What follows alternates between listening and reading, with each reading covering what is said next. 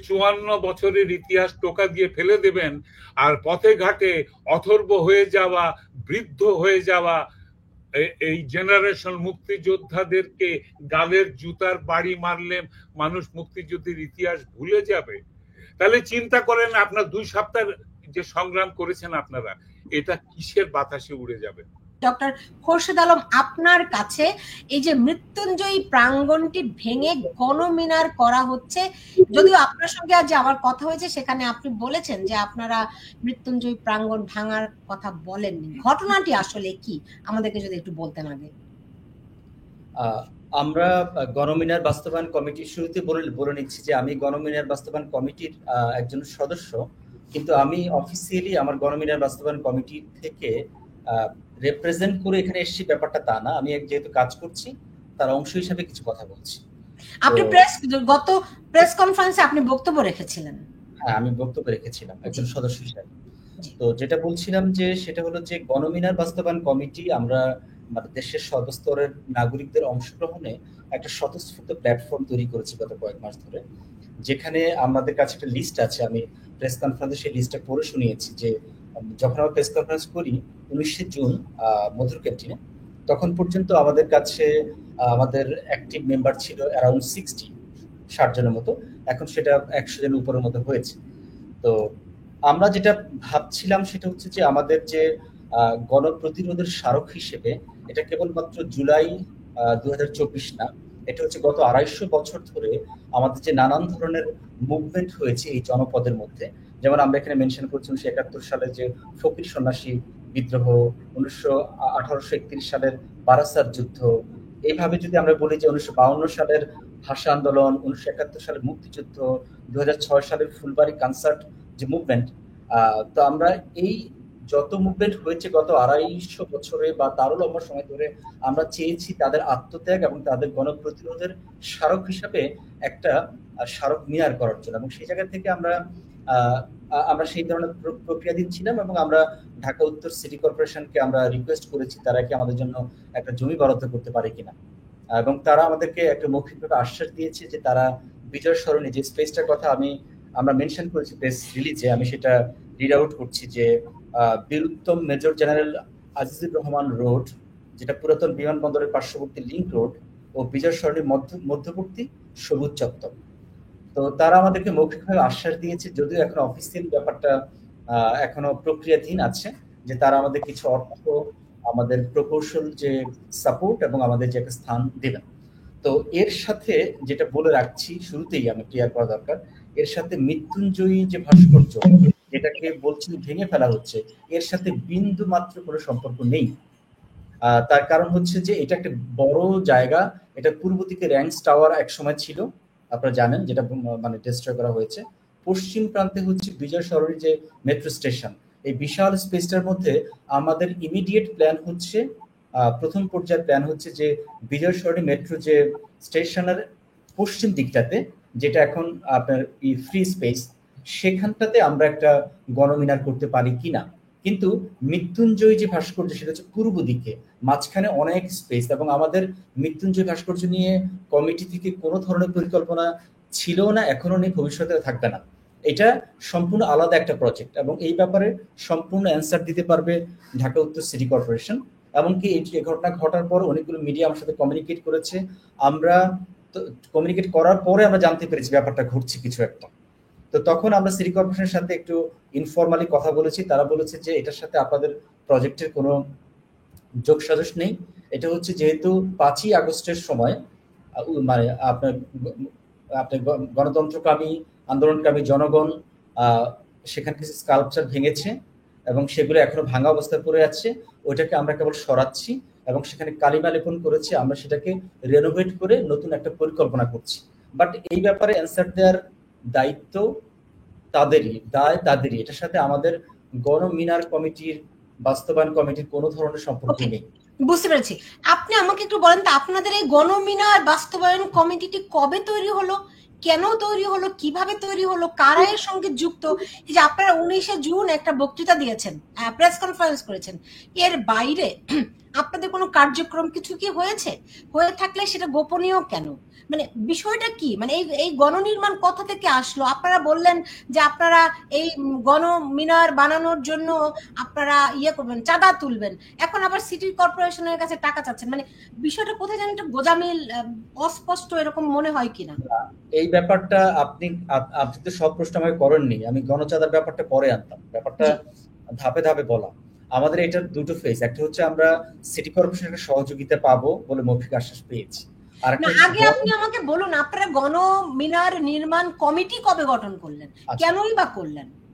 না না, এইটা কমিটি করার উদ্দেশ্যটা আমরা প্রেস কনফারেন্স ক্লিয়ারলি বলেছি, আমি আবারও বলছি যে আমি কিন্তু একটু আগেও বলেছি যে আমাদের এখানে গণপ্রতিরোধের যে আপনার ইতিহাস, গণপ্রতিরোধের যে নানান মোমেন্ট, এগুলো আমরা ধারণ করতে চাই, এগুলো আমরা স্মারক হিসেবে রাখতে চাই। আমরা দেখেছি যে আমাদের ৭১ নিয়ে আমাদের স্মৃতিসৌধ আছে, আমাদের ভাষা আন্দোলনের শহীদ মিনার আছে।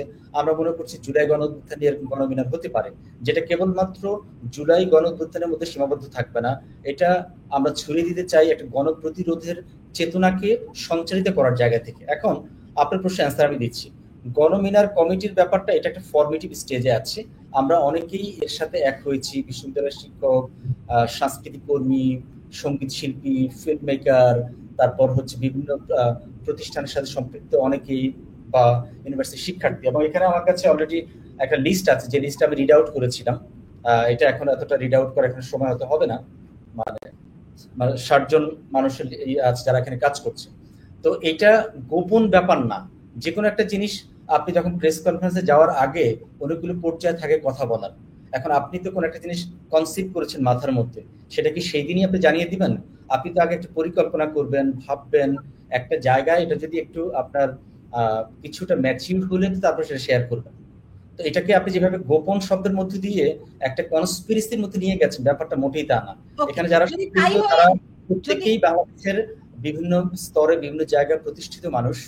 এখানে বাংলা একাডেমি মহাপরিচালক আছেন, এখানে ফিল্ম মেকার আছেন, ঢাকা ইউনিভার্সিটির অনেক প্রফেসর আছেন, আমি নিজে আছি, অনেকেই আছে। সো এখানে গোপন কোনো তৎপরতার ব্যাপার নেই। ওকে, এখন আপনি আমাকে বলেন, আপনি জানেন যে প্রেস সেক্রেটারি শফিকুল আলম তিনি বলছেন যে এই যে মব, এরা মব নয়, এরা আসলে প্রেসার গ্রুপ, রাইট? এরা রাস্তায় থেকে একটা প্রেসার তৈরি করবে সরকারের উপর, সরকার সেই অনুযায়ী কাজ করবে। ঠিক আপনারা যখন এরকম গণমিনার বাস্তবায়ন কমিটি গঠন করে প্রেস কনফারেন্স করলেন, হ্যাঁ, এর কদিন পরেই আপনার উত্তর সিটি কর্পোরেশনে সেগুলি ভাঙাচুরা শুরু করলো। মানে এটাও কি আপনারা একটা প্রেসার গ্রুপ তৈরি করলেন কিনা, যাতে করে আপনাদের কার্যটা মানে সরকার দেখাতে পারে আমরা এদের জন্য এই কাজটি করছি?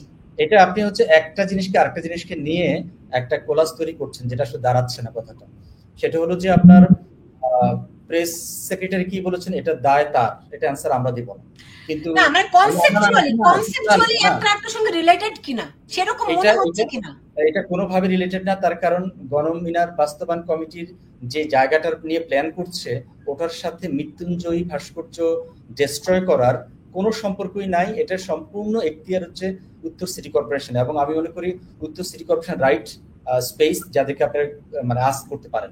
তবে যেটা বলার সেটা হচ্ছে আমরা মানে মহান মুক্তিযুদ্ধ ১৯৭১ সাল এবং ভাষা আন্দোলন ১৯৫২, প্রতিটা পর্বেই আমাদের গণপ্রতিরোধের যে স্মারকগুলোকে আমরা এখানে অ্যাকোমোডেট করতে চাই। ফলে আমাদের সাথে ৭১ কিংবা ৫২ কোনোভাবেই সাংঘর্ষিক না।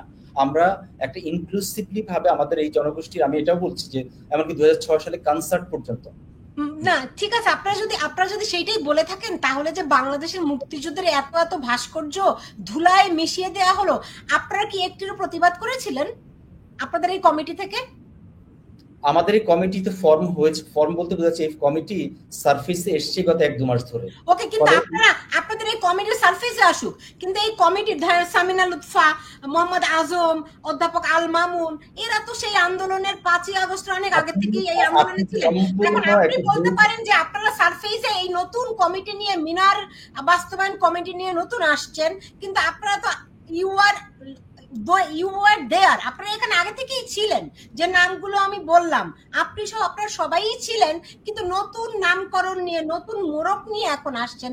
কিন্তু যদি বলেন গত 10 মাসে আপনারা এই যারা আছেন, যারা শিক্ষক, যারা এই কমিটির মধ্যে আছেন বা কমিটির মধ্যে নাই, তারা বাংলাদেশের এতগুলো ভাস্কর্য, মুক্তিযুদ্ধের স্মৃতি স্তম্ভ, এমনকি বীরশ্রেষ্ঠদের ভাস্কর্য পর্যন্ত ভাঙা হলো, আপনারা কি একটিবারও প্রতিবাদ জানিয়েছেন? ব্যক্তিগতভাবে আমি আমি যত আমি কমিটির কথা বলছি। আমি কমিটি তো আমি শুনেন, আপনি আপনার বউকে বাইরে সবার সামনে অপমান করলেন, ঘরে এসে দুইটা ভালোবাসার কথা বললেন, ইট ডাজন্ট মেক সেন্স। এটা আপনার একটা মানে এই অ্যানালজিটা দাঁড়াচ্ছে না। যেটা বলছিলাম যে আমি যেটা বলছি সেটা হলো যে আপনার আমি ঢাকা মানে শিক্ষক নেটওয়ার্ক, বিশ্ববিদ্যালয় শিক্ষক নেটওয়ার্কে আমি নিজে দেখেছি যে বিভিন্ন জায়গায় মুক্তিযুদ্ধের ভাস্কর্য ভাঙা নিয়ে প্রতিবাদ করতে, এবং সেই শিক্ষক নেটওয়ার্কের আমি একজন প্রতিষ্ঠাতা মেম্বার, এবং সেটা আমি 2015 সালে আমরা আমি সেটাই বলছি, আপনারা কি এটা গোপনে গোপনে চুপি চুপি প্রতিবাদ জানিয়েছেন, নাকি প্রকাশ্য একটা সভা সমাবেশ করেছেন, একটা মিছিল করেছেন? না, আপনার কথার টোন হচ্ছে, আপনি দেখছি আপনি একটা সুস্পষ্ট পক্ষে চলে যাচ্ছেন, ধরে নিয়েছেন আমি এনিমি। এটা একদমই ভুল। না, এনিমি না, আমাকে যদি বলেন আমি পক্ষে চলে যাচ্ছি, আমি মুক্তিযুদ্ধের পক্ষে অবশ্যই চক্ষু বন্ধ করে, এইটা তো কোনো সমস্যা নেই আমার ভাই, আই এম প্রাউড। আওয়ামী লীগের ধরেন দালালি করাটা কোনোভাবে মুক্তিযুদ্ধের পক্ষের না, আমি এখানে আওয়ামী লীগ আসছে কোথা থেকে? আমি বলতেছি মুক্তিযুদ্ধের ভাস্কর্য, আপনি এখানে আওয়ামী লীগটা কোথায় পেলেন ভাই? সমস্যা তো আপনাদের ব্রেইনে নাকি? এটা হচ্ছে আওয়ামী লীগের ফ্রেম থেকে লেন্স দিয়ে মুক্তিযুদ্ধকে দেখতে হবে, এমন কোনো দায় কিন্তু আমাদের নেই। সো আমি মনে করি এখানে মুক্তিযুদ্ধের ভাস্কর্য ভাঙার সঙ্গে আওয়ামী লীগের লেন্সের কি সম্পর্ক বলেন? এই মুখস্থ তোতা পাখি মার্কা কথা বলা বন্ধ করে, এই যে আমার মুক্তিযুদ্ধের উপর আঘাত আসছে, আপনারা একটি প্রতিবাদ করেছেন কিনা এই প্রশ্নটি আমি আপনাকে করেছিলাম। আমি যদি মুক্তিযুদ্ধের দালাল, অবশ্যই আমি মুক্তিযুদ্ধের দালাল। আপনাকে আমি একটা উল্টো প্রশ্ন করি। ধরুন যেখানে আমরা ভাস্কর্য করি তার ঠিক উল্টো পাশে মাওলানা ভাসানী নব থিয়েটার ছিল, তার নাম চেঞ্জ করে বঙ্গবন্ধু শেখ মুজিবুর নব থিয়েটার করেছে। ও, এটা তো ফ্যাসিস্টের আমলের কথা বলছেন আপনি, ফ্যাসিস্টের আমলের কথা ভুলে যান। আমি তো নতুন বাংলাদেশের কথা বলছি। ভাসানী হচ্ছেন আওয়ামী লীগের প্রতিষ্ঠাতা 1949 সালে। আপনি কি প্রতিবাদ করেছেন? না, আপনি ফ্যাসিস্টের আমলের কথা আপনি না, আপনি জাস্টিফাই করার চেষ্টা করছেন। আপনি জাস্টিফাই করার চেষ্টা করছেন। আমি তো নতুন বাংলাদেশের কথা বলছি, আমি তো 5ই আগস্টের পরে এইভাবে করে। আচ্ছা দেখি আমার অন্য অতিথিরা কি বলেন, আপনারা কি ভাই আপনি কি বলেন আমি শুনে দেখি। আমি কি আওয়ামী লীগের চোখে দেখছি, নাকি আপনারা কি আওয়ামী লীগ করেন? তাজুল ইমাম ভাই শুনতে পাচ্ছেন? হ্যাঁ, শুনতে পাচ্ছি। জি, আমার আওয়াজটা ঠিক মতো যাচ্ছে? আমি যাচ্ছে শুনতে পাচ্ছি। মাইক্রোফোন লাগাবো? না, আমি শুনতে পাচ্ছি, বলেন। ভুলে গিয়েছিলাম মাইক্রোফোনটা লাগাতে। একটা second, it will take just a second. ওকে,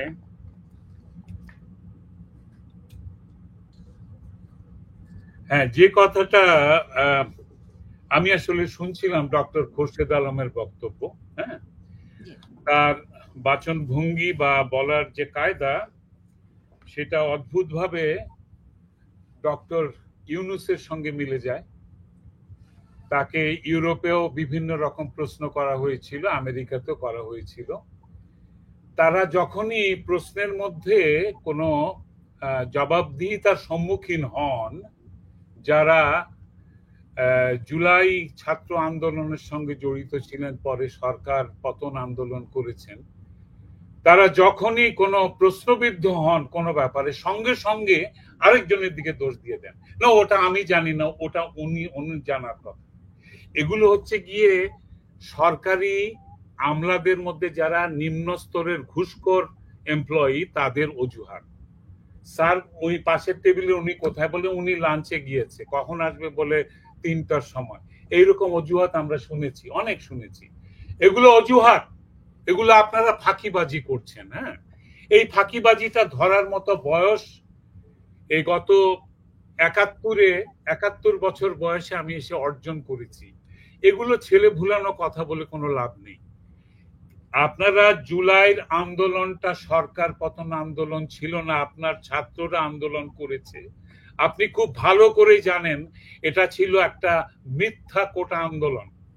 সেটা ব্যর্থ হওয়ার পরে বা সেটা সলভ হয়ে যাওয়ার পরে আপনারা এটাকে সরকার পতন করছে, খুব ভালো কথা। সরকার পতন করেছেন, সরকার পতিত হয়েছে। এদেশে সরকার প্রথম পতিত হয়নি, বহুবার হয়েছে, এবং প্রতিবার সরকার পতিত হওয়ার পরে জনগণ আবার ভোট দিয়ে যেভাবে হোক আবার নতুন করে সরকার গঠন করেছে। আপনারাই নতুন ন্যারেশন নিয়ে এসছেন, আপনারা নতুন বাংলাদেশ, নতুন স্বাধীনতা। আপনারা পরাধীন ছিলেন না, পরাধীন আমরা ছিলাম। ৭১-এ ২.৫ লক্ষ মুক্তিযোদ্ধা ট্রেনিং নিয়ে যুদ্ধ করেছিল অস্ত্র হাতে। ৪.৫ লক্ষ নারী এখানে ধর্ষিতা হয়েছিলেন নিজেদের সম্ভ্রমের বিনিময়ে, আর তারপরে ৩০ লক্ষ প্রাণ। এগুলো সবকিছুকে আপনারা প্রশ্নবিদ্ধ করেছেন। আপনি নিজেই ডক্টর খোরশেদ আলম একটু আগে বলেছেন, আওয়ামী লীগের চশমা দিয়ে আমরা মুক্তিযুদ্ধকে দেখব না। আপনার তো জন্ম হয়নি তখন, তাহলে আপনি কার চোখ দিয়ে গত ২৫০ বছরের ইতিহাস দেখবেন? আপনারা কার চোখ দিয়ে সেই তেভাগা আন্দোলন, কৃষক আন্দোলন, ফকির বিদ্রোহ অথবা অন্যান্য যেসব আন্দোলন হয়েছে, স্বদেশী আন্দোলন, কার চশমা দিয়ে দেখবেন? আপনারা তো ইতিহাস পড়ে তারপর সেটা জানবেন। মুক্তিযুদ্ধের ইতিহাস যদি আপনার সন্দেহ থেকে থাকে, যদি আপনার মনে হয় আওয়ামী লীগ বাড়িয়ে বলছে, তাহলে বিশ্বের যে কোনো খবরের কাগজ সেই সময় প্রকাশিত আপনি দেখতে পারবেন, হিসাব করে বের করে ফেলতে পারবেন কত মানুষ এতে প্রাণ দিয়েছে, কোন কোন পত্রিকায় কোন সময় কোন খবর বেরিয়েছে। সে রাশিয়ার প্রাভদাতে জুন মাসে বেরিয়ে গেছে ২০ লক্ষ মানুষের হত্যাকাণ্ডের কথা, ব্রিটিশ সংবাদপত্রে বেরিয়েছে, বিবিসি সে খবর দিয়েছে। আপনারা সব জানেন, আপনাদের মুঠো ফোনের মধ্যে গোটা পৃথিবীর সব ইতিহাস আছে, কিন্তু আপনাদের ন্যারেশন আলাদা। আপনারা এখন এই যে ইতিহাস মুছে দেওয়ার চেষ্টা করছেন, সেই ইতিহাস কত বছরের? ৫৪ বছরের আগেও আরো ১০, ১৫, ২০ বছরের ইতিহাস এটার সঙ্গে জড়িত। পাকিস্তানের জন্মের পর থেকে এই প্রতিরোধ সংগ্রাম এইসবের ভেতর দিয়ে মুক্তিযুদ্ধ, তারপরে গত ৫৪ বছর কেটে গেছে। আপনারা যদি মনে করেন যে ৫৪ বছরের ইতিহাস টোকা দিয়ে ফেলে দেবেন, আর পথে ঘাটে অথর্ব হয়ে যাওয়া, বৃদ্ধ হয়ে যাওয়া এই জেনারেশন মুক্তিযোদ্ধাদেরকে গালের জুতার বাড়ি মারলে মানুষ মুক্তিযুদ্ধের ইতিহাস ভুলে যাবে, তাহলে চিন্তা করেন আপনার ২ সপ্তাহ যে সংগ্রাম করেছেন আপনারা, এটা কিসের বাতাসে উড়ে যাবে? আপনারা কি করেছেন আপনারা খুব ভালো করে জানেন। আপনাদের ন্যারেশন নিয়ে আমি তর্ক করতে আসিনি, তবে এই ৫ই আগস্টে বা জুলাইয়ের আন্দোলনের পর থেকে যতগুলো স্থাপনা আপনারা ধ্বংস করেছেন, সেটা দেশের সম্পদ ছিল, এবং তারপরে আপনাদের ৫ই আগস্ট আন্দোলন সফল হওয়ার পরে মুক্তিযুদ্ধের যতগুলো জাদুঘর, নথিপত্র, ভাস্কর্য, স্মারক সব আপনারা ধ্বংস করেছেন। শুধু সেটাই করেননি, আপনারা অনির্বাণ শিখা নিভিয়ে দিয়েছেন রেস কোর্সের মাঝখান থেকে, মুক্তিযুদ্ধের জাদুঘর থেকে, যেখানে পাকিস্তানি সেনাবাহিনীর আত্মসমর্পণের যে মিটিং এর ভাস্কর্য ছিল সব চুরমার করে দিয়েছেন আপনারা। আপনারা কিসের অজুহাত নিয়ে আসেন যে আমি জানতাম না, উনি জানেন, উনি জানেন না, তিনি জানেন? আপনারা সব জানেন। আপনারা যে প্রেসার গ্রুপ ক্রিয়েট করেছেন, এই প্রেসার গ্রুপটা হচ্ছে গিয়ে আপনার তৌহিদি জনতা, সো কল্ড তৌহিদি জনতা, যারা ধর্মের মুখোশ পরে বাংলাদেশে তাণ্ডব চালাচ্ছে এখন। আপনারা আওয়ামী লীগকে পরাভূত করতে গিয়ে আপনারা মুক্তিযুদ্ধকে মুছে দেওয়ার চেষ্টা করছেন। আমি জীবনের শেষ প্রান্তে দাঁড়িয়ে বলে যাচ্ছি, উচ্চারণ করছি, আমরা বাংলাদেশের প্রথম সেনাবাহিনী ছিলাম যারা দেশের জন্য যুদ্ধ করেছিলাম। বাংলাদেশের আর কোন সেনাবাহিনী দেশের জন্য যুদ্ধ করেনি, আমরা করেছিলাম। আপনারা যেটা করেছেন সেটা হুজ্জত। আপনাদের পেছন থেকে গুলি করে কারা মেরেছে আপনারা খুঁজে বের করেন। ন্যায় বিচার যদি চান আপনারা সত্যিকারের খুনিকে বের করার ধৃষ্টতা দেখান একবার। আমরা শপথ নিয়েছিলাম এদেশের সার্বভৌমত্ব, স্বাধীনতা, সংবিধানের পক্ষে আমরা দাঁড়াবো। যারা এখনো বেঁচে আছি, আমাদের বেশিরভাগই প্রয়াত হয়েছেন, আমরা যারা বেঁচে আছি আজকে আমি এই অনুষ্ঠানের মাধ্যমে পৃথিবীর সব জায়গায় ছড়িয়ে থাকা এবং বাংলাদেশেও যারা মুক্তিযোদ্ধা রয়েছেন সবাইকে বলছি, পথে নেমে আসুন। আপনাদের পরবর্তী জেনারেশন আপনাদের পাশে দাঁড়াবে। এই দেশটা এখনো রাজাকারদের অধিকৃত হয়ে যায়নি। মুক্তিযুদ্ধের স্মারক ভাস্কর্য আর ইতিহাসের স্মারক মিউরাল টাইমলাইন এগুলো ভেঙে দিয়ে আপনি নতুন করে মুক্তিযুদ্ধের ন্যারেশন দেবেন।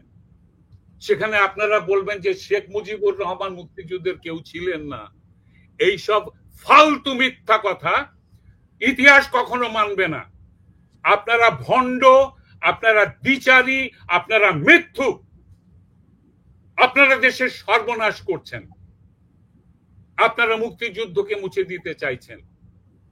আমি আওয়ামী লীগের কেয়ার করি না, আওয়ামী লীগ ক্ষমতায় আসবে কিনা আমি জানিও না, কেয়ারও করি না। আমি বিশ্বাস করি মুক্তিযুদ্ধের পক্ষের মানুষ, আপামর জনসাধারণ এখনো মুক্তিযুদ্ধকে সম্মান করে, 30 লক্ষ শহীদকে সম্মান করে। আপনাদের এইসব চালাকি করা ন্যারেশন দিয়ে কোনো কাজ হবে না। আপনি যদি আমার মিনার ভেঙে দেন, আমার জীবদ্দশায় আমি সুযোগ পেলে আপনার মিনারও আমি ভেঙে দেব।